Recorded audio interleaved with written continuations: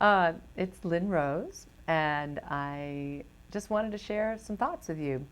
And I have to share, I am reading a book that's one of the most impactful books of my life ever. So I really recommend, whatever you do, to go out and get Gay Hendricks' book, The Big Leap. Oh my gosh, this book has been huge in its impact it has made so far and is making in my life. I haven't even finished it yet.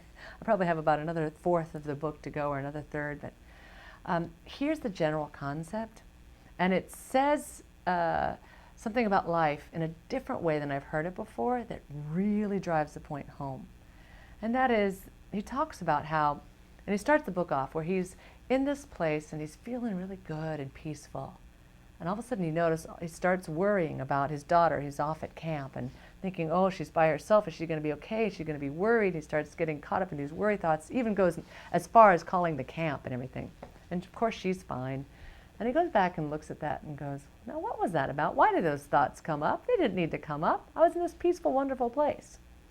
And he realized, and this is just a small example compared to many examples and bigger examples in life, but that we have this programming in our, not just society, but really in our humanity, that we can't just feel good and continue to feel good. That as soon as we're feeling good, there's going to be something that comes along and knocks us down. But as soon as we're feeling good, it's going to go south. And it's this programming that happens inside of us that's subconscious or unconscious.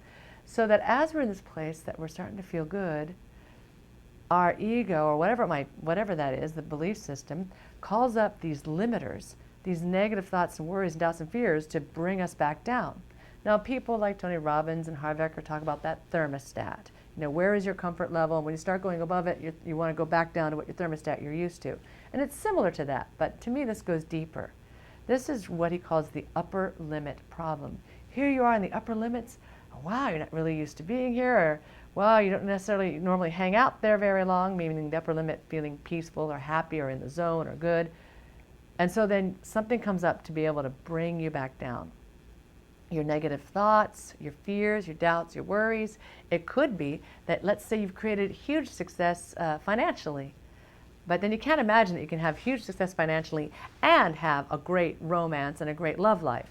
So he also talks about examples where they've got this huge financial success, and then they start having troubles in the marriage and acting out within the relationship.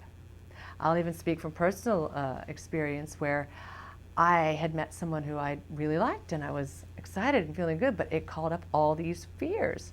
And the next thing you know, I'm thinking, oh, he's going to end up not liking me in the end, or he's going to end up lying to me. Or I mean, it was so funny to watch how these thoughts were coming up.